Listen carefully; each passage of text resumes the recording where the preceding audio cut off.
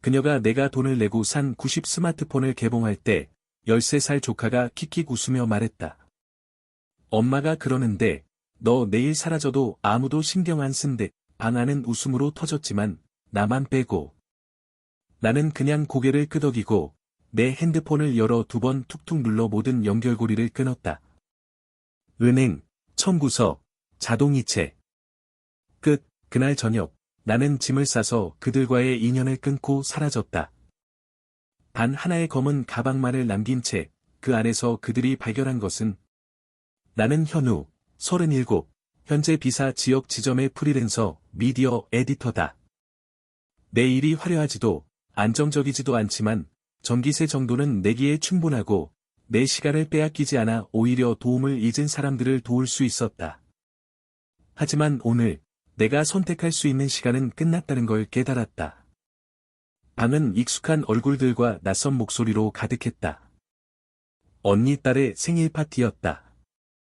천장에 붙은 풍선, 어두운 조명 아래 땀을 흘리는 케이크, 축하보다는 경쟁에 가까운 목소리들, 이성보다 크고 공감보다 크며 나에게는 따뜻하지 않은 소리들. 나는 조카에게 비싼 폰을 건넸다. 아직도 매끈한 박스에 쌓여 있었고 내가 청구하지 않은 수많은 야근에 보이지 않는 대가가 담겨 있었다. 조카는 바닥에 뚜껑이 닿기도 전에 화면에 시선을 고정한 채 포장을 뜯었다. 엄마가 그러는데 너 내일 사라져도 아무도 신경 안 쓴대. 그녀는 보호 필름을 벗기며 말했다. 손끝은 섬세하면서도 무심했고 마치 새 삶과 나 사이의 마지막 층을 벗기듯 나까지 떼어내는 듯했다. 선물 포장지에 쌓인 펀치처럼 던져진 말, 마치 연습한 듯 완벽한 타이밍이었다.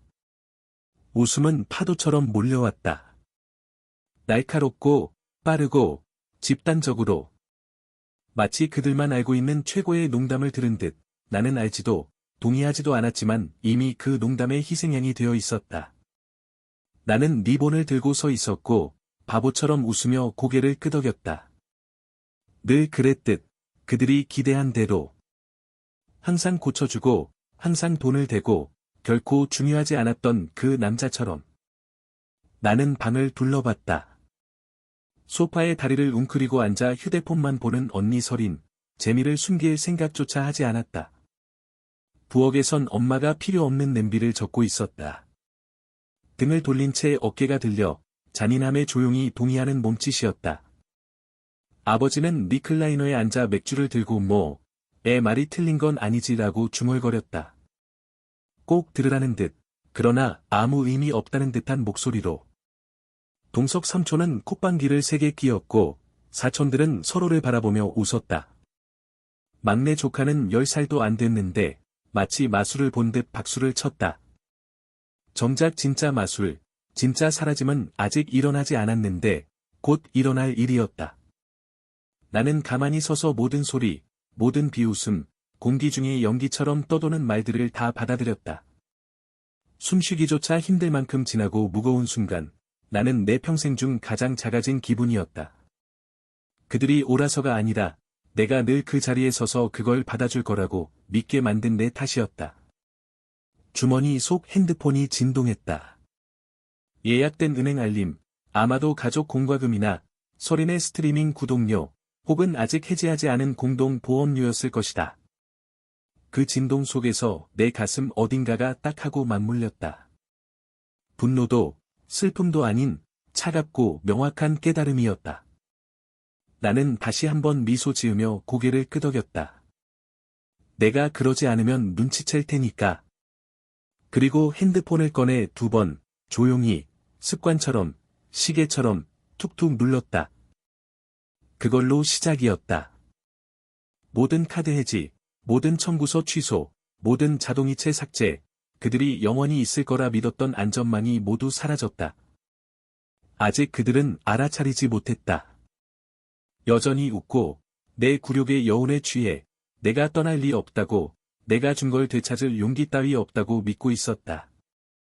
오랫동안 그랬던 게 사실이지만, 이제는 아니었다. 조카는 이미 엄마 옆에 붙어, 고마움도, 눈길도 없이 당연하다는 듯 폰을 넘겼다. 그 당연함이 대물림 드는 가부처럼 느껴졌다. 내 목구멍의 답답함은 조용하고 죽은 감정으로 변했다. 엄마의 목소리가 다시 울렸다. 자, 다들 케이크 먹자. 아무 일도 없었던 듯 밝고 명랑한 톤. 나는 다시 벽지가 된 듯 사진을 찍고 박수치고 웃고 내 역할을 해야 할 존재였다. 하지만 나는 천천히 부엌으로 걸어가 등받이에 기대 그들이 모이는 모습을 지켜봤다. 목소리들은 하나의 웅얼거림으로 섞이고 촛불이 켜지고 노래가 불리고 눈빛이 반짝였다. 나는 주먹을 꽉 쥐어 손톱 자국이 손바닥에 남고 눈 뒤가 뜨거워지는 걸 느꼈지만 눈물은 흘리지 않았다. 결코. 내 안에서 뭔가가 조용히, 극적으로가 아니라 마침내 부러졌다. 너무 오래 버틴 관절처럼. 나는 마지막 조각이 남기 전에 떠나야겠다고, 누가 내 안부를 묻기 전에, 그들의 접시를 치우고 뒷정리하기 전에 떠나야겠다고 결심했다. 나는 일찍 자리를 떴다. 옆문으로 조용히 빠져나와 열쇠와 가슴 깊은 곳에 감긴 조용한 분노만 안고 밤길을 걸었다. 라디오도 켜지 않고 누구에게도 전화하지 않고 그들에게 더는 한마디의 만족도 주지 않은 채 집으로 돌아갔다. 집에 돌아와 나는 천천히 움직이며 캔버스 가방에 몇 가지 물건만 챙겼다. 옷 몇 벌, 여권, 한 번도 차지 않았던 오래된 시계, 여분의 열쇠 세트, 그리고 옷장 맨 뒤에 있던 검은색 백팩을 꺼냈다. 아무도 건드리지 않았고 수년간 생각조차 하지 않았던 그것. 하지만 오늘 밤, 그 가방에는 새로운 목적이 생겼다. 나는 옷이나 현금, 도망칠 계획 대신 더 무겁고 그들이 예상치 못할 무언가로 그 가방을 신중하게, 의도적으로 채웠다. 다시 차를 몰고 돌아왔을 때 거리는 조용했고 거실 불은 여전히 켜져 있었으며 창밖으로 웃음소리가 새어나오고 있었다. 마치 아무 일도 없었던 것처럼 내가 이미 불을 질렀다는 사실을 아무도 모르는 듯이. 나는 잠기지 않은 뒷문으로 조용히 들어가 아무도 눈치채지 못하게 복도를 지나 계단 아래에 백팩을 두었다. 지퍼는 단단히 잠겼고 무게는 카페트를 누르고 있었으며 소리 없이 기다리고 있었다. 그리고 나는 다시 나왔다. 이번에는 진짜로. 아무도 내가 나가는 것을 보지 못했다. 당연했다. 나는 이미 떠나 있었다. 다음날 아침은 흐린 하늘의 회색 고요함과 결심의 금속 맛이 혀끝에 남은 채로 찾아왔다. 바깥 세상은 아무 변화도 없는 듯 흘러갔지만 내 가슴 안에는 조용한 종결감이 있었다. 그것은 소리치거나 애원하지 않고 뼛속 깊이 내려앉아 이제 끝났다고 말하는 종류의 감정이었다. 나는 도시 반대편의 단기 임대 숙소에서 밤을 보냈다. 벽지는 벗겨지고 매트리스는 딱딱했으며 희미하게 세제와 오래된 냄새가 섞여 있었다. 거의 잠을 자지 못했음에도 수년 만에 처음으로 몸이 풀린 듯 더 편안했다. 더 이상 남의 무게 아래서 몸을 조이지 않아도 되었으니까. 아침 내내 내 휴대폰은 조용했다. 아직 그들이 눈치채지 못해서가 아니라 충격이 당장 공포로 번지지 않았기 때문이다. 그들은 여전히 농담의 여운에 젖어 커피와 토스트를 먹으며 웃고 있었고 그들의 안락함을 떠받치던 비계가 촛불을 끄는 동안 하나씩 해체되고 있다는 사실을 전혀 몰랐다. 첫 메시지는 야, 인터넷이 안 돼, 라는 누나의 간단한 문장이었다. 나는 아무런 동요도 없이 그 알림이 떴다가 사라지는 것을 지켜봤다. 읽지도, 답하지도 않았다. 중요하지 않았다. 그 질문 뒤에는 미납된 청구서, 익힌 잔액, 비활성화된 계정들이 줄줄이 숨어 있다는 걸 이미 알고 있었으니까. 마치 디지털 자물쇠가 딸깍딸깍 잠기는 소리처럼. 1분 뒤, 이번엔 엄마에게서 메시지가 왔다. 현우야, 공과금 앱이 새 결제 수단을 요구하는데 뭐가 만료됐니? 이 메시지에 나는 거의 웃을 뻔했다. 재미있어서가 아니라 너무 엄마다운 말투였기 때문이다. 궁금한 척하는 수동적 공격성, 마치 예쁘게 묻기만 하면 이미 끝난 일을 되돌릴 수 있을 것처럼. 아빠가 전화를 걸었을 땐 그의 이름이 내 화면의 마지막 신호처럼 깜빡이고 있었다. 나는 이미 숙소 체크아웃을 하고 있었다. 열쇠는 락박스에 넣었고, 가방은 어깨에 메었고, 얼굴은 아무 표정 없이 로비를 지나가고 있었다. 로비에서는 한 가족이 룸서비스 요금 때문에 언쟁을 벌이고 있었고, 아버지의 짜증 섞인 목소리가 이상하게도 익숙하게 들렸다. 나는 폰을 무음으로 받고 재킷 주머니 깊숙이 넣고 다음 목적지로 향했다. 이번엔 호텔이 아니라 오래된 친구의 남는 방이었다. 몇 주 전 계약을 재정비한다고 핑계를 대고 미리 부탁해둔 임시 거처였다. 나는 한 번도 무언가를 부탁한 적이 없었기에 그는 의심하지 않았다. 그는 말없이 열쇠를 건네주었고 자세한 건 묻지 않았다. 필요한 만큼 있어 그 말 한마디가 지난 10년 내내 내 가족이 보여준 것보다 더 큰 배려였다. 나는 조용히 진심으로 고마움을 전했고 한 달이 되기 전에 아니 2주도 넘기지 않고 떠나겠다고 약속했다. 집에서는 아니 이제는 내 집이 아닌 그들의 집, 의무와 죄책감의 성지가 되어버린 그곳에서 나는 그들이 백팩을 발견하는 순간을 상상했다. 집착해서가 아니라 그들을 너무 잘 알기 때문이었다. 어떻게 일이 진행될지 한 사람 한 사람의 목소리로, 부정이 혼란으로, 혼란이 분노로 바뀌는 과정을 나는 알았다. 서린이 제일 먼저 발견할 거라고 생각했다. 아마 처음엔 인터넷이 안 된다고 전화에 대고 소리치느라 지나쳤겠지. 하지만 뭔가 이상함에 돌아서서 지퍼를 열었을 때 생일 선물이라도 남겨둔 줄 알았겠지만 그 안에는 진실이 가지런히 쌓여 있었다. 그 가방 안에는 반항의 증거도, 돈도, 무기도, 숨겨진 비밀도 없었다. 대신 지난 8년간 내가 기여한 모든 금전 내역, 내가 대신 내준 모든 청구서, 그들이 무심코 숨 쉴 수 있도록 내가 삼킨 모든 대출, 그들의 삶 배경에 마법처럼 사라졌던 모든 자동이체 내역이 인쇄된 명세서, 영수증, 서명된 서류, 주석이 달린 스프레드시트로 정리되어 있었다. 편지도 있었다. 감상적인 내용이 아니라 각자에게 쓴 짧고 사실적인 요약문. 무엇이 내 몫이었는지, 무엇을 내가 부담했는지, 언제 그 책임이 끝났는지 설명했고, 마지막에는 내 이름과 날짜만 적었다. 파티가 열린 밤, 내가 떠난 순간, 내 역할의 끝. 나는 증명하려고 그런 게 아니었다. 논쟁이 시작되기도 전에 끝내기 위해서였다. 더는 혼란도, 사실 왜곡도, 내가 없었던 척하는 조작 전화도 없을 것이다. 그들은 흑백으로 정확히 누가 자신들을 떠받쳤는지, 그리고 내가 언제 그만두기로 했는지 보게 될 것이다. 첫 번째 진짜 여파는 그날 오후 늦게야 찾아왔다. 나는 게스트 아파트의 주방 테이블에 앉아 탄 커피를 홀짝이며 단기 임대 목록을 스크롤하고 있었고, 그때 내 휴대폰이 다시 빛났다. 이번에는 문자 메시지가 아니라 부재중 전화가 연달아 빠르고 집요하게 마치 공포에 질린 맥박처럼 쏟아졌다. 나는 그 어떤 전화도 받지 않았다. 이어서 대문에서 초인종이 울렸고 아래층 호스트에게서 전화가 왔다. 저기요, 부모님이 오신 것 같아요. 그렇게 내가 힘들게 얻은 고요함이 내가 도망쳤던 혼란에 의해 뚫렸다. 벽 너머로 희미하게 들리는 고함, 하지만 분명히 아버지의 목소리였다. 문을 열라고, 설명하라고, 내가 저지른 일을 되돌리라고 요구했다. 나는 내려가지 않았다. 아무런 반응도 하지 않았다. 나는 빌린 주방, 반쯤 닫힌 블라인드 사이로 햇살이 스며드는 그곳에 그대로 있었다. 그리고 아버지가 목이 쉬도록 닫힌 문 앞에서 소리치게 두었고, 이웃들은 눈을 가늘게 뜨고 지켜봤으며, 집주인은 경찰을 부르겠다고 위협했다. 결국 그는 떠났고, 나는 1시간쯤 기다렸다가 복도를 확인했다.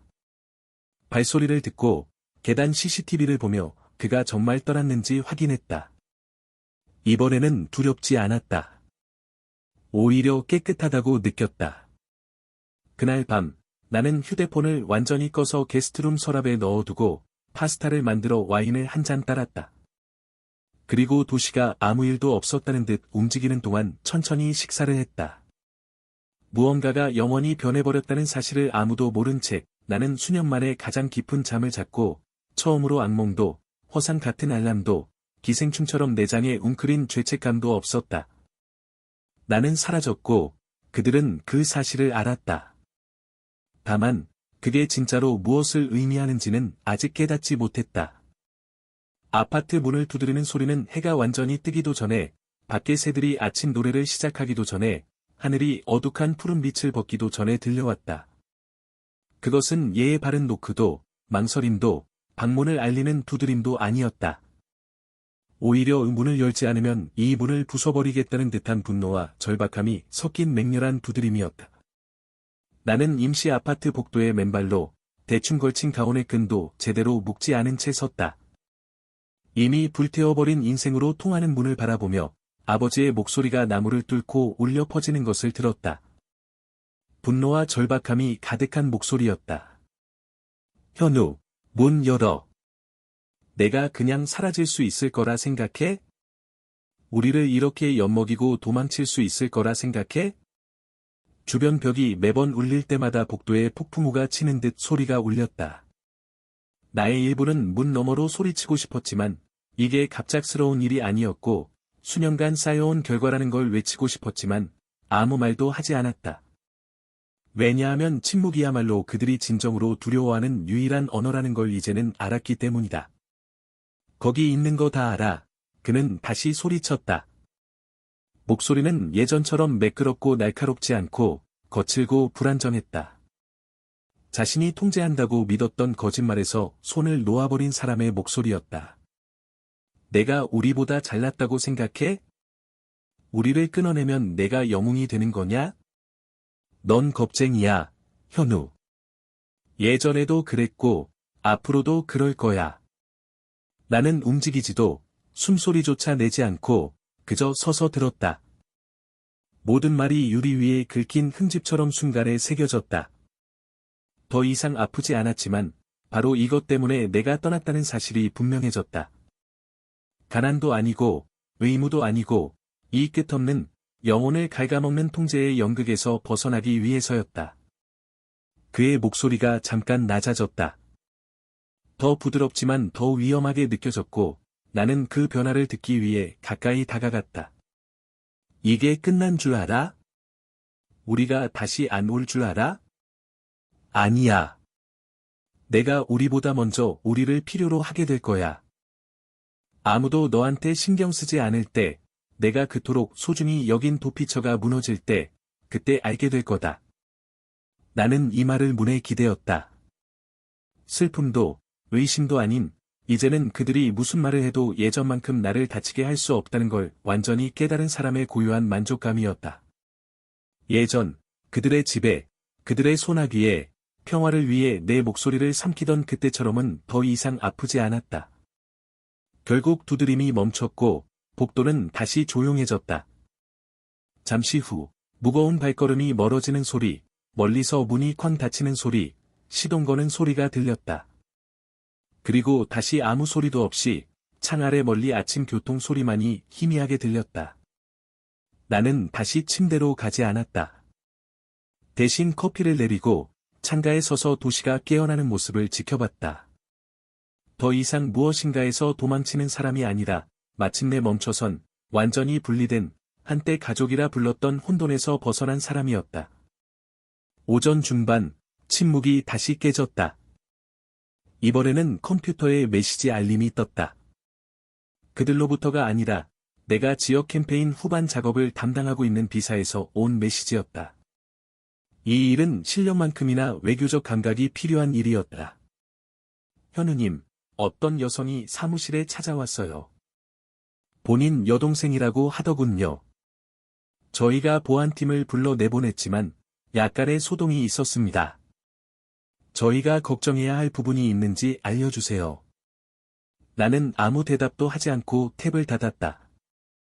심장은 고요하게 뛰었고 이미 그녀가 디자이너 짝퉁 신발을 신고 유리 로비를 휘젓고 주목을 끌 만큼만 목소리를 높이고 밤샘 불안과 내가 정말로 경고를 실행했다는 사실을 깨달은 충격에 부은 눈을 상상했다. 그들은 내가 정말로 떠날 거라고는 결코 믿지 않았다. 그들은 내가 토라질 거라고 아마 주말 동안 사라졌다가 결국엔 발로 차여도 항상 돌아오는 충성스러운 개처럼 다시 돌아올 거라고 생각했다. 하지만 내가 더 이상 인정받기를 멈췄을 때 어떤 침묵을 만들어낼 수 있는지 그들은 이해하지 못했다.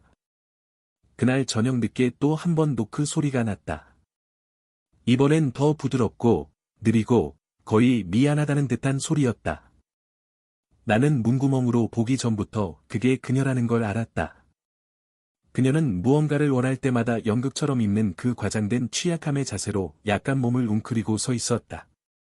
나는 그녀가 문 앞에 서서 팔짱을 끼고 손에는 휴대폰을 쥔 채 문과 복도 카메라 사이를 번갈아 보며 마치 소리를 지를지 울지를 아니면 누군가를 불러 대신 소리치게 할지 고민하는 듯한 모습을 한참 지켜봤다. 마침내 그녀가 가까이 다가와 내 이름을 비밀처럼 속삭였을 때 나는 뒤로 물러서서 복도 불을 껐다. 그녀는 다시 노크하지 않았다. 그날 밤에는 나는 그녀가 아래 거리에서 서성이며 다급하게 문자를 보내고 아마도 내가 무력한 가족을 버린 악당이 된 어떤 이야기를 만들어내고 있을 거라고 상상했다. 그들이 내 이름으로 된 청구서, 월세로 생일을 챙긴 일들, 결코 충분하지 않았던 조용한 희생들은 신경도 쓰지 않은 채 말이다. 나는 집안에 머물렀다. 아무에게도 전화하지 않았다. 온라인에도 아무것도 올리지 않았다. 동정이나 연기를 원하지 않았기에 나는 그저 평화를 원했다. 다음 날 아침, 더 많은 부재중 음성 메시지가 쌓였다. 벽돌처럼 쌓여가는 절박한 메시지들, 점점 더 애절하고 간절해지는 목소리들, 그리고 마침내 어머니가 남긴 메시지 하나. 현우야, 우리 아가, 내가 상처받은 거 알지만 이건 아니야. 우리 마음이 찢어진다. 우리가 널 키웠고, 널 사랑한다. 제발 집에 와라. 하지만 그녀는 파티 얘기는 하지 않았다. 전화기도, 웃음소리도 언급하지 않았다. 그들 세계에서 죄는 언제나 그들이 한 일이 아니라 내가 거기에 반응했다는 사실이었다. 나는 답장하지도 메시지를 저장하지도 않았다. 그냥 지워버리고 동네를 산책했다. 목적 없이 다리를 움직이고 차가운 공기가 내 몸을 감싸도록 내버려 두었다. 그것은 주어진 게 아니라 내가 얻은 것처럼 느껴졌다. 이제쯤 그들은 배낭을 찾았을 것이다. 열어보고, 서류를 읽고, 출력된 영수증과 메모된 청구서, 의존의 타임라인을 뒤적였을 것이다. 그들이 결코 인정하고 싶지 않았던 현실이 드러난 뒤의 침묵은 단순한 충격이 아니었다. 그것은 두려움이었다. 나를 잃는 것에 대한 두려움이 아니라, 그 다음에 올 일에 대한 두려움. 내가 떠날 수 있다면, 내가 약하지 않았다는 걸 증명할 수 있다면, 그들에게 남는 건 오직 자기 자신뿐이었다. 그리고 그것이야말로 그들이 한 번도 준비하지 않았던 일이었다.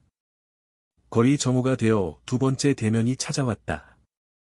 처음보다 더 크고, 더 침입적으로. 이번에는 노크하지도 않았다. 부모님 두 분이 현관문을 박차고 들어왔다. 마치 내가 머무는 모든 공간이 아직도 자기들 소유인 것처럼, 나와의 과거가 아직도 경계를 넘을 권리를 주는 것처럼. 나는 잊고 있었다. 내가 옛집에 두고 온 예비 열쇠, 계단 옆 도자기 단지에 넣어둔 그 열쇠가 아직 그들 손에 있었다는 걸, 문이 쾅 열리는 소리는 그들이 내게 던졌던 어떤 모욕보다 더 깊은 침해처럼 느껴졌다. 현우, 아버지의 목소리가 복도를 울렸다. 내가 모퉁이를 돌기도 전에 얼굴은 벌겋게 달아오르고 입술은 뒤로 젖혀져 있었다. 나와의 싸움뿐 아니라 자기 환상이 무너지는 것과도 싸우는 듯한 표정이었다.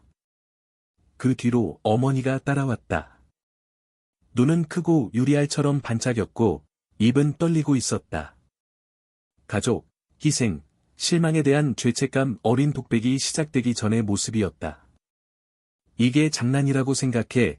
아버지는 소리쳤다. 내가 주방에 서서 반쯤 먹은 샌드위치를 들고 얼어붙은 채 어떻게 이렇게 빨리 이 지경에 이르렀는지 생각하면서도 사실 우리는 항상 이곳을 향해 오고 있었고 내가 그저 불가피함을 미루고 있었음을 알고 있었다. 전쟁만을 존중하는 사람들과 평화를 지킬 수 있다고 믿는 척하며 나가주세요. 나는 목소리를 높이지도 움찔하지도 소란을 피우지도 않고 그저 우리 사이의 벽을 쌓듯 모래 위에 선을 긋듯 차갑고 단호한 목소리로 말했다. 내가 이럴 자격 없어. 아버지는 으르렁거리며 카운터를 세게 내리쳤다. 마치 힘으로 내 결심을 흔들 수 있을 거라고 생각하는 듯 눈은 궁지에 몰린 개처럼 날카로웠다. 내가 가족을 버리고 우리가 문제인 척하지 마. 당신들은 나를 이용했어요. 나는 단호하지만 침착하게 대답했다. 손은 조리대 끝을 더 세게 움켜잡았다. 내 이름, 내 신용, 내 시간, 내 침묵을. 이제 끝났으니 버림이라고 하네요. 하지만 누군가가 더 이상 발판이 되지 않는 건 버림이 아니라 생존이에요. 어머니가 앞으로 나왔다. 목소리가 떨리며 아직도 내가 뒷좌석에서 울던 어린아이인 것처럼 손을 내밀었다. 현우야, 우리 그냥 다 같이 버텨보려고 했던 거야. 내가 아빠 퇴직하고 서린이 이혼하고 얼마나 힘들었는지 알잖아. 일부러 너를 아프게 하려던 건 아니었어. 무슨 뜻인지 잘 알아요. 나는 그녀의 손을 스치듯 지나 거실로 걸어갔다. 거리를 두는 건 두려워서가 아니라 소리치고 싶지 않았기 때문이다. 그들처럼 되고 싶지 않아서. 죄책감과 의무로 만든 목줄을 내게 채우려 했던 거죠. 내가 그걸 끊어냈으니 이제 나를 다시 잡으려고 발버둥치는 거예요. 아버지는 따라왔지만 이제는 느려졌고 마치 내 침착함이 그를 불안하게 만드는 것처럼 소리치거나 애원할지 결정하지 못하는 사람처럼 보였다. 이번엔 그의 목소리가 더 조용했지만 날카로움은 여전했다. 우린 곤란해졌어. 알겠냐? 카드가 안 되고 대출금도 튕겼고 서린 차는 어제 압류당했어. 이게 웃긴 일이냐? 나는 그때 아버지를 돌아봤다. 몇 달 만에 처음으로 그의 눈을 똑바로 바라보았다. 그리고 그에게 보여줬다. 아버지를 위해 남겨둔 절대적인 공허함, 이미 바닥난 배려의 저수지를. 지금 당신이 잃고 있는 모든 건 내가 수년간 간신히 버텨온 것들이야. 당신의 안락함은 내 지침에서 나왔고, 이제 난 끝났어. 그때 아버지는 짧고 씁쓸하게 웃었다. 두려움을 허세로 감추려는 듯이. 그리고 문틀에 기대섰다. 마치 지지가 필요하다는 듯이. 그래서 이제 어쩔 건데? 내가 얼마나 고귀한지에 대한 책이라도 쓸 거냐? 내 악랄한 부모가 내 인생을 빨아먹는 동안 내가 얼마나 고결하게 배은망덕의 제국을 후원했는지? 아니요, 나는 대답하며 한 걸음 다가섰다. 공격하려는 게 아니라 정확하게 말하려고. 내 말이 하나도 흩어지지 않게, 소음에 묻히지 않게 하려고. 책 따윈 안 써요. 이제 내 삶은 내가 조용할 때만 쓸모있고 목소리를 내면 버려도 된다고 여기는 사람들 중심으로 돌아가지 않을 거예요. 그의 손이 옆구리에서 움켜쥐어졌다. 뭔가를 칠지 고민하는 듯이 조리대, 식탁, 아니면 나를. 하지만 그는 움직이지 않았다. 억지로 참는 게 아니라 움찔하지 않는 표적, 존재 자체를 사과하는 아들이 없는 상황에서 무엇을 해야 할지 몰랐기 때문이다. 이 배은망덕한 놈, 그는 중얼거렸다. 목구멍을 간신히 빠져나온 말이었다. 이제 더 이상 통하지 않는다는 걸 아는 것처럼 이게 일시적 반항도 관심 끌기도 아니라는 걸 이제야 깨닫기 시작한 듯했다. 이건 끝이었다. 한번 해봐요. 내가 말했다. 그 말이 입에서 나오는 순간 방 안의 긴장이 짙어졌다. 우리 사이의 도전이 매달린 채 주먹이 날아가기 전 순간처럼. 그러나 그는 움직이지 않았다. 그저 그 자리에서 떨고 기운이 빠지고 내 앞에서 풍선처럼 나이 들어 보였다. 그가 아직도 쥐고 있다고 믿었던 권위가 서서히 빠져나가는 것처럼.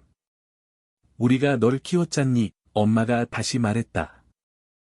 이번엔 한층 부드러운 목소리로 너무 많이 반복한 대사의 목소리가 갈라졌다.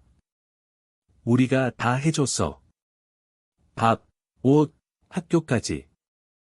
그런데 이제 우리가 아무것도 아닌 것처럼 그냥 떠나? 키워주셨죠. 나는 문 쪽으로 걸어가 문을 활짝 열며 말했다. 그리고 나를 쥐어짰죠. 이제는 떠나셔야 해요. 그녀의 입이 벌어졌지만 마른 혀에 닿기도 전에 죽어버렸다. 아버지는 한판 더 싸울 듯 보였지만 그도 이제는 더 이상 남은 게 없다는 걸 알았다. 나에게 상처 줄 힘도 남지 않았다. 그는 투덜거리며 내 옆을 지나갔다. 배은망덕, 실패, 세상이 차가워지면 내가 다시 귀여울 거라는 말을 중얼거리며 엄마는 잠시 더 머물렀다. 눈가에 눈물이 고이기 시작했지만 그건 상심 때문이 아니라 연기가 더 이상 통하지 않을 때 무엇을 해야 할지 몰라서였다. 그들이 복도로 나서는 순간 나는 문을 세게 닫지 않았다. 조용히 닫았다. 그들이 문이 잠기는 소리를 듣길 바랐다. 가장 부드러운 소리도 결코 다시는 없다는 의미가 될 수 있다는 걸 알게 하고 싶었다. 내가 일하는 건물에서 엘리베이터가 딩 소리를 내며 열릴 때쯤 이미 뭔가 잘못됐다는 걸 알았다. 누가 문자로 알려준 것도 공기 중의 미묘한 변화 때문도 아니었다. 두 명의 접수원이 동시에 책상에서 고개를 들었을 때 평소보다 약간 더 커진 눈, 어색하게 일그러진 미소. 뒤에서 벌어지는 난장에 끼고 싶지 않을 때 사람들이 짓는 바로 그 미소였다. 굳이 물어볼 필요도 없었다.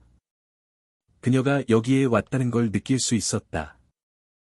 그녀의 목소리 잔향이 아직도 희미하게 공간에 남아 있었다.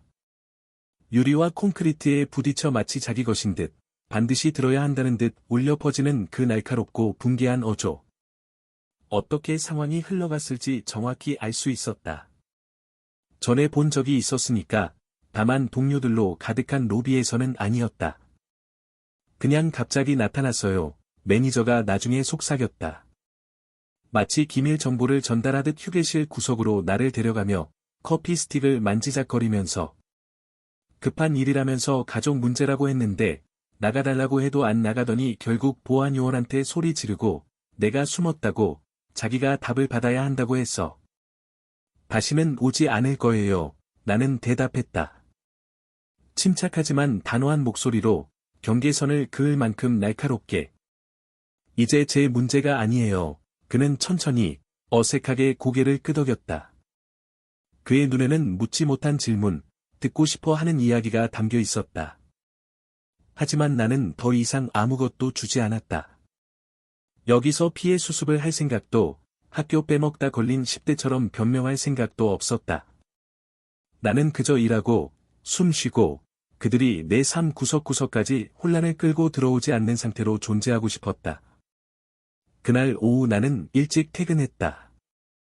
두려워서가 아니라 이 게임이 어떻게 돌아가는지 알았기 때문이다. 항상 파장은 연달아 왔고 첫 공개적인 소동이 실패하면 그 다음은 더 빠르고 추하게 이어졌다. 그들에게 관객을 주고 싶지 않았다. 아직 깨끗하게 느껴지는 또 다른 공간을 그들이 더럽히게 두고 싶지 않았다. 역시나 내 아파트 건물 근처 모퉁이에 다가가자 그들이 보였다. 이번에는 두 부모님이 아니라 내 동생이었다. 그녀는 입구 앞 인도를 오가며 마치 그곳이 자기 영역인 양, 내가 그저 허락 없이 빌려 쓴 것처럼 행동했다.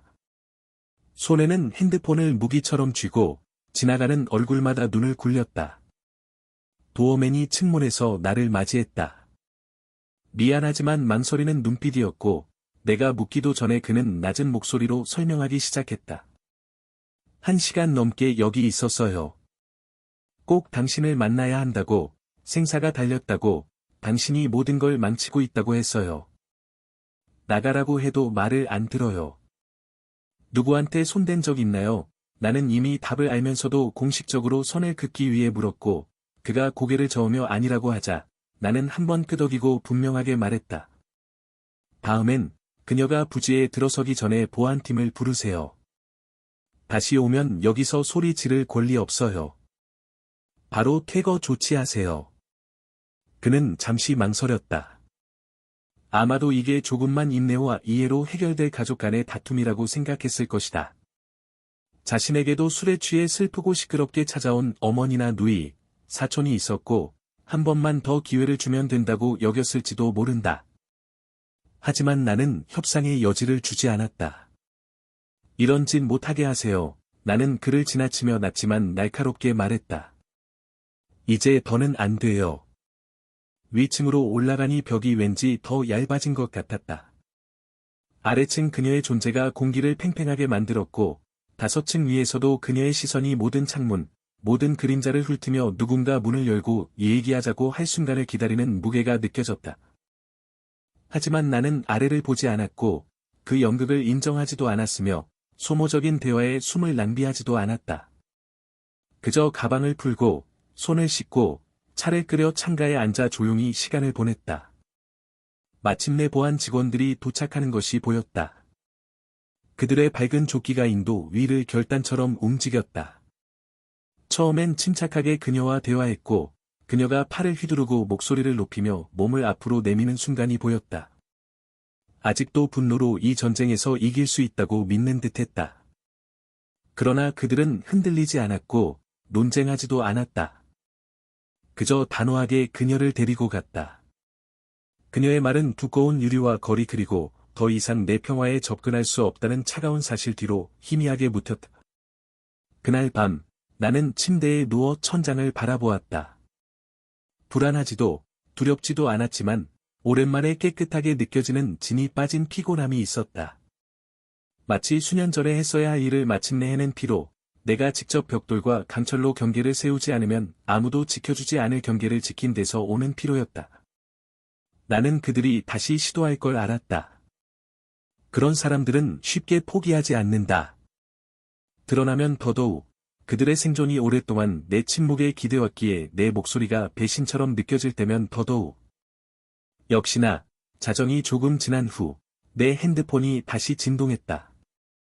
이번엔 전화도 아니고 그들로부터 직접 온 메시지도 아니었다.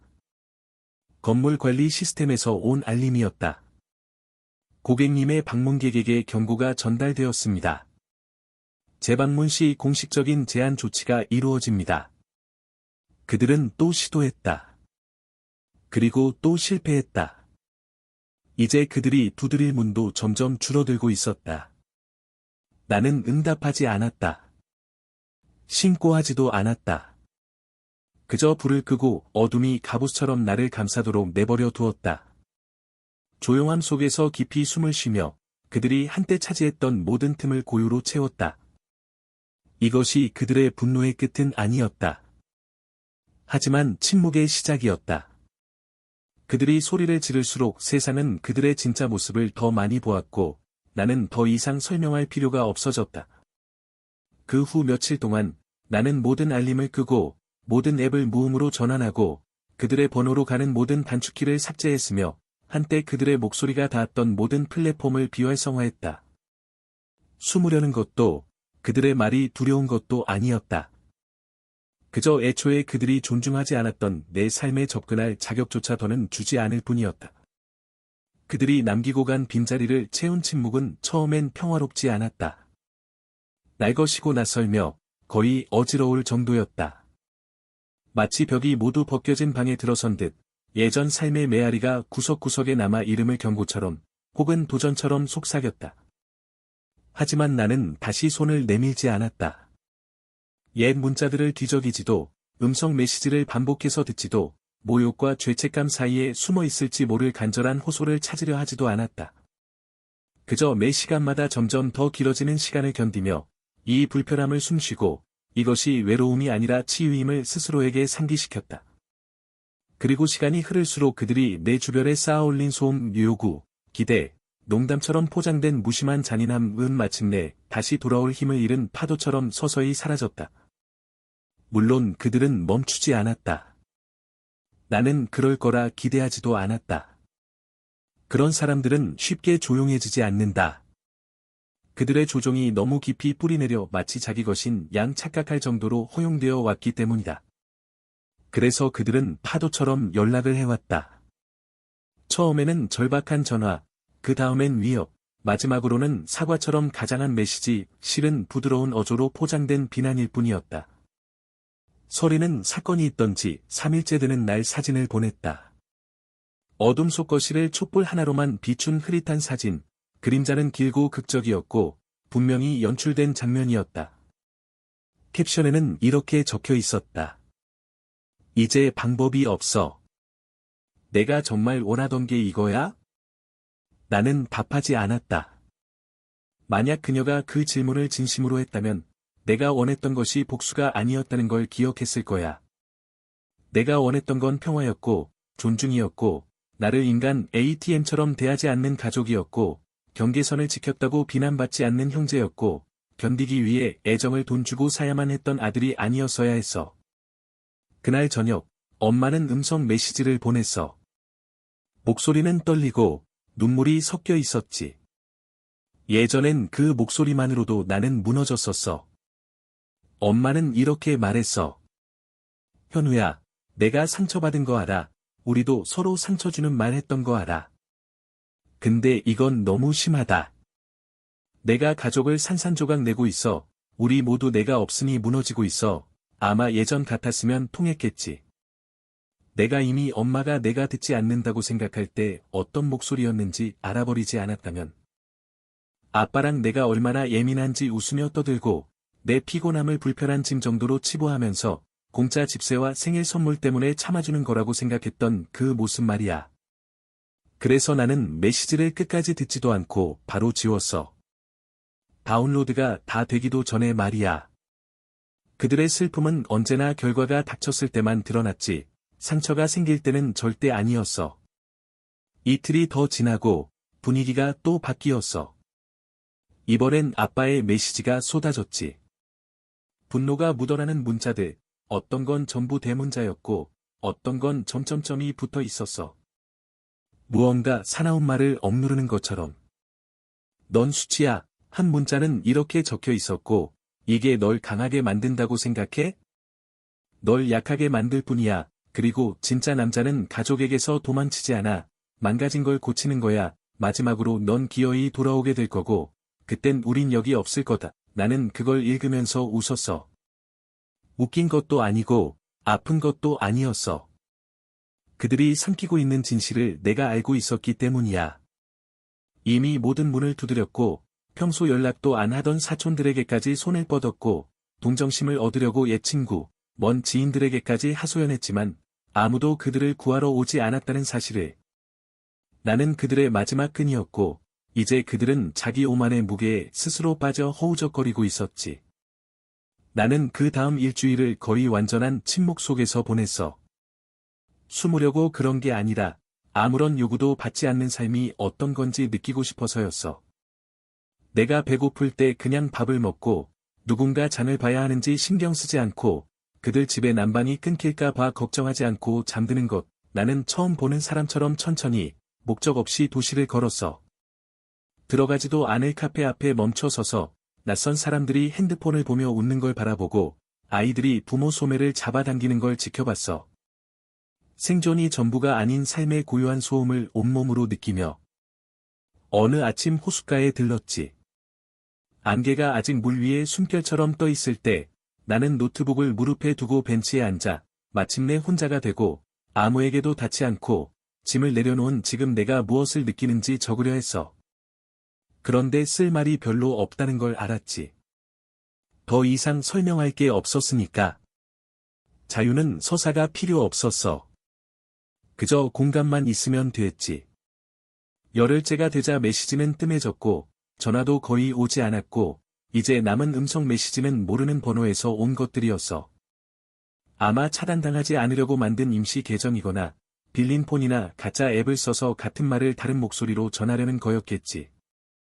나는 그 어떤 것도 받지 않았어. 신경 쓰지 않아서가 아니라, 신경 쓴다는 건 다시 돌아가는 게 아니라 거리를 두는 거란 걸 알았기 때문이야. 이제 내가 그들에게 줄 수 있는 유일한 것은, 그들이 늘 원했던, 그들의 안락함을 지키기 위해, 내가 절대 떠나지 않을 거라는 환상을 지키기 위해 내게 요구했던 침묵뿐이었어. 하지만 나는 떠났고, 침묵의 매 순간이 내가 돌아오지 않을 증거였지. 내가 그들의 삶에서 나와 모든 문을 닫고 나간 지 정확히 13번째 날, 메시지가 왔어. 열지도 않은 다른 문자들과 건성으로 남겨진 음성 메모 사이에 묻혀 있었지.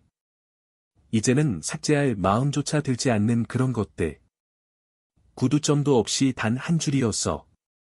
급했는지, 절박했는지, 아니면 둘 다였는지. 이번 토요일에 우리 팀 경기 있어. 얘기하고 싶으면 와. 나는 그걸 3번 읽었어. 아무런 반응도 하지 않고, 그저 그게 분명히 무엇인지 외에는 아무 감정도 들지 않았어. 화해의 제스처도, 깨달음의 순간도, 진짜 초대도 아니었지.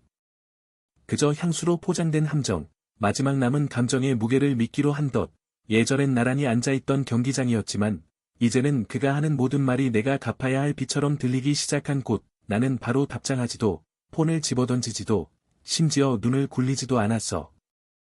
그냥 폰을 뒤집어 식탁 위에 놓고, 다시 저녁 준비를 했지. 아무리 교묘하게 포장된 문자라도, 내가 침묵과 거리로 한 조각씩 되찾은 평화를 흔들 수는 없었으니까. 하지만 아침이 되자, 나는 가기로 마음먹었어. 그를 보고 싶어서도, 그가 하는 말이 진심일 거라 믿어서도, 우리가 서로 좋아하는 척했던 그 시절의 빈 관중석과 비싼 핫도그 뒤에 약간의 후회가 숨어 있을 거라 생각해서도 아니었어. 나는 그냥 끝내고 싶었어. 이번엔 조용히가 아니라, 잠긴 문이나 꺼진 폰, 또 다른 답 없는 메시지가 아니라, 직접 얼굴을 마주하고 증인들 앞에서 우리의 이야기를 모르는, 우리의 과거에 신경 쓰지 않는, 그가 나이 많거나 목소리가 크거나 한때 의미 있었던 성을 가졌다는 이유만으로 그의 편을 들어주지 않을 낯선 사람들로 가득 찬 경기장에서 나는 그의 눈을 똑바로 바라보고 싶었다. 나는 그가 내가 된 남자를 보기를 바랐다. 아들이 아니라 희생양도, 그들의 인생의 모든 금을 메운 보이지 않는 해결사도, ATM도 아닌, 마침내 아니오라고 말하고 그 뜻을 지킨 남자를. 경기 당일, 나는 일부러 옷을 입었다. 평범한 검은색 후드티, 낡은 청바지, 긁힌 부츠. 지저분하지도, 깔끔하지도 않은, 그저 중립적이고, 읽히지 않고, 군중 속에 섞여 그가 계획했다고 생각한 어떤 계획도 조용히 지나칠 만큼 충분히 보이지 않는. 나는 경기 시작 2시간 전에 기차를 타고 경기장 외곽 복도를 거닐 만큼 일찍 도착했다. 기대감에 찬 소리들, 상인들의 외침, 팬들의 구호, 프레첼과 싸구려 맥주 냄새가 하얀 소음처럼 내가 향해 가는 대면의 경기를 흐리게 하는 정전기처럼 나를 감쌌다. F열, 그가 그렇게 적어두었고 내가 금속 계단을 올라 관중석 중앙에 다다랐을 때 나는 그를 바로 알아봤다. 그는 혼자 앉아 있었고 주변에는 마치 그가 모두를 쫓아낸 듯 혹은 방해받지 않으려 일부러 자리를 샀다는 듯 야른 원처럼 빈 좌석들이 있었다. 그가 나를 보자 손을 흔들었다. 크지도 다급하지도 않은 그저 손목을 살짝 까딱이는 작은 인사, 마치 반갑다고 말하는 것처럼 며칠째 이걸 준비했다고 말하는 대신 나는 그의 옆자리에 바로 앉지 않고 팔짱을 낀 채 마치 시간이 무한정 있는 사람처럼 군중을 둘러봤다. 왔구나, 그가 마침내 말했다. 목소리는 경기 전 국가의 함성 너머로 들릴 만큼만 높였다. 안 올 줄 알았는데. 거의 안 올 뻔했어요. 나는 대답했다. 목소리는 차분했고 분노도 용서도 없었다. 이미 이 일이 어떻게 끝날지 아는 사람의 담담한 어조였다. 안 왔으면 당신은 내가 겁쟁이라고 했겠죠. 그는 낮은, 억지로 웃는 듯한 소리로 웃었다. 즐거운 척하려 했지만 긴장이 묻어났다. 그리고 옆자리를 두드렸다. 마치 이게 평범한 일, 이렇게 아버지와 아들이 수십 년의 상처를 고치는 일인 것처럼. 나는 천천히 앉았다. 그가 무릎 사이에 꼭 끌어안고 있는 검은색 백팩에 시선을 두었다. 내가 거의 2주 전에 두고 온 바로 그 가방, 햇볕과 마찰로 약간 바랬고, 지퍼는 조금 열린 채였다. 그는 집요하게 열었다 닫았다를 반복한 듯했다. 그 아래 든 것을 어떻게 할지, 그 의미가 무엇일지 고민한 흔적이었다. 내가 영리하다고 생각했겠지, 그가 말했다. 약간 몸을 앞으로 숙이며, 맥주와 허세가 섞인 숨결로 그 작은 가방을 메시지라도 남기듯 두고 가다니, 우리는 분명하게 받았어. 당신을 위해 남긴 게 아니에요. 나는 옆으로 흘깃 쳐다보며 말했다. 그가 움찔할 만큼만. 진실을 위해 남겼어요. 누가 신경이나 쓸 것 같아 그의 목소리가 조금 높아졌다. 주목을 끌 만큼은 아니지만 자신감이 흔들리는 게 느껴질 정도였다. 그냥 사라지고 서류 좀 흘리고 고귀한 순교자인 척 돌아다닐 수 있다고 생각해? 아니요. 나는 그를 정면으로 바라보며 말했다. 경기장 소음이 우리를 살아있는 벽처럼 둘러쌌다. 나는 순교자가 아니에요. 당신의 생명줄이 되는 걸 그만두는 거예요. 그는 비웃으며 백팩을 더 세게 움켜잡았다. 던져버리거나 찢어버리고 싶거나 아니면 그냥 난간 너머로 던져 없었던 일로 하고 싶어 하는 듯했다. 허세 부리지 마. 이건 아직 내 가족이야. 피는 못 속여. 난 이미 떠났어요. 나는 이번엔 눈도 깜빡이지 않았다. 관중이 팀 입장에 환호했지만 우리는 움직이지 않았다. 환호도, 박수도, 말도 없이 경기 시작과 그가 남긴 환상의 끝 사이에 이상한 정적에 앉아 있었다. 이제 내가 힘을 가졌다고 생각하지. 그가 중얼거렸다. 백팩을 두드리며 목소리가 떨렸다.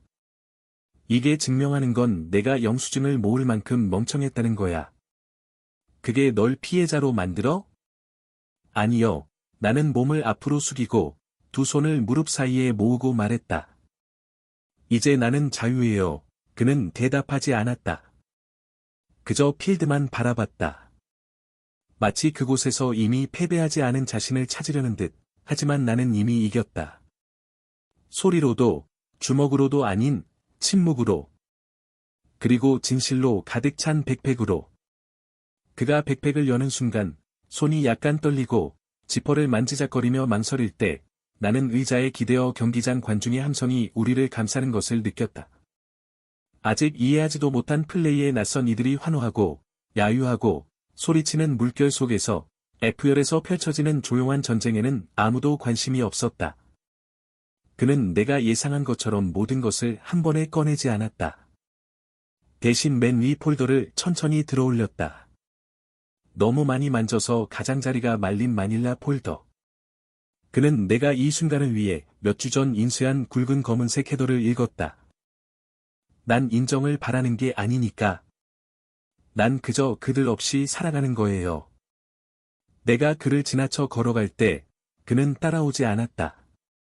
내 이름을 부르지도 또 다른 모욕을 던지지도 지혜랍시고 또 다른 거짓을 내놓지도 않았다. 그는 그저 그 자리에 앉아 있었다.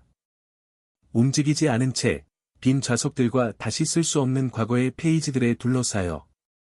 계단을 오르며 몇몇 사람들이 나를 힐끗 쳐다봤다. 아마 궁금해서 혹은 말로 다하지 못한 무언가의 중력에 이끌려서. 하지만 처음으로 나는 내 자신을 설명해야 할 필요를 느끼지 않았다. 나는 뒤돌아보지 않았다. 관심이 없어서가 아니다. 이미 할 말은 다 했기 때문이다. 그리고 나는 오직 통제만을 원하는 이들에게 더 이상 마무리 지어줄 생각이 없었다. 구장의 계단을 다 내려가기 전부터 후폭풍이 시작됐다. 내 후드 주머니 속 휴대폰이 마지막 도미노가 쓰러지길 기다렸다는 듯 진동하기 시작했다. 내가 등을 돌리자마자 누군가가 전송 버튼을 눌렀던 것처럼 화면에는 이미 알 수 있었던 메시지들이 줄줄이 도착했다. 사과도, 인정도, 평화를 위한 시도도 아니었다. 오직 분노, 비난, 그리고 내 침묵을 잔인함으로 왜곡하려는 집요한 욕구뿐이었다. 첫 번째 문자는 서린에게서 왔다. 그녀의 평소 독서를 얇게 감춘 채 비난이 소용돌이치듯 빠르게 쏟아졌다. 내가 그렇게 우리 집안일을 드러내다니 정말 비겁해. 이어서 아빠가 내가 00년이 그를 모욕했다고 하시더라. 그리고 마지막으로 넌 모든 걸 망쳤어. 대체 뭘 위해서? 자존심 때문이야. 나는 화면을 잠금 해제하지도 않고 그냥 휴대폰을 가방 안에 엎어둔 채로 두었다. 배터리가 다 닳아 진동이 멎을 때까지 오랫동안 들어왔던 그들의 목소리보다 훨씬 덜 침범적인 소음이 천천히 사라질 때까지. 그날 밤 나는 목적지도 없이 도시 거리를 걸었다. 쌀쌀한 저녁 공기가 얼굴을 스치고 가로등은 안개 속에서 깜빡이는 눈처럼 빛났다. 내가 사라진 그날 이후 처음으로 나는 속도를 늦추고 침묵이 내 주위뿐 아니라 내 안까지 스며들게 내버려 두었다. 그들의 소음이 사라진 자리가 내가 미처 알지 못했던 음악처럼 느껴졌다. 하지만 나는 이미 알고 있었다. 집에 돌아가기 전부터 열쇠를 자물쇠에 꽂고 익숙한 어둠 속에 들어서기 전부터 그들이 멈추지 않을 거라는 걸 내가 했던 모든 말, 드러냈던 모든 진실 이후에 그런 사람들은 드러나면 물러서는 게 아니라 방식을 바꾼다는 걸. 그래서 다음 날 아침 집문 앞에 집주인이 서 있는 걸 보고도 놀라지 않았다. 그의 얼굴은 창백하고 불안해 보였고, 한 손에는 구겨진 쪽지, 다른 손에는 머뭇거리는 사과가 들려 있었다. 그의 목소리는 거의 부끄러움이 섞여 있었다. 현우 씨, 이렇게 찾아와서 죄송한데. 또 오셨네요. 아버님이랑 동생분이요. 로비에서 소란을 피우며 나가시길 거부하고 계세요. 나는 한숨을 쉬고 그를 안으로 들어오라고 손짓했다. 함께 있고 싶어서가 아니라 그에게 보여주고 싶어서였다. 내가 쌓아올린 평화, 내가 그어 놓은 경계, 내가 지키기 위해 그렇게 애썼던 침묵. 그가 가지런히 개켜진 옷까지, 창가의 작은 책상, 손도 대지 않은 저녁 식사를 둘러보고는 말로 설명할 수 없는 뭔가를 이해한 듯 고개를 끄덕였다. 경찰을 부를게요. 그가 조심스럽고 낮은 목소리로 말했다. 하지만 공식적으로 그분들이 환영받지 않는다는 걸 명확히 해주시면 도움이 될 것 같아요. 그래서 나는 그랬다. 하얀 종이에 정식 통지서를 작성하고 흔들림 없는 잉크로 서명해 아무런 망설임 없이 그에게 건넸다. 그는 그것을 2번 읽고 마치 단순한 편지 이상의 무게가 실린 것처럼 마치 갑옷이라도 되는 것처럼 네브런스를 담아 주머니에 접어 넣었다. 그리고 경비원들이 마침내 그들을 내보낼 때 얼굴이 벌개진 아버지는 고함을 치고 서리는 싸구려 비극의 순교자처럼 한 손을 가슴에 얹고 울었다. 나는 창문을 통해 내다보지 않았고 블라인드 사이로 들여다보지도 않았으며 그들의 퇴장을 확인하려고 하지도 않았다. 더 이상 그들의 절박함을 증명할 필요가 없었으니까. 그들이 소음으로 채우던 침묵 속에서 나는 이미 그것을 느낄 수 있었다. 그날 오후, 나는 한 개의 소포를 받았다.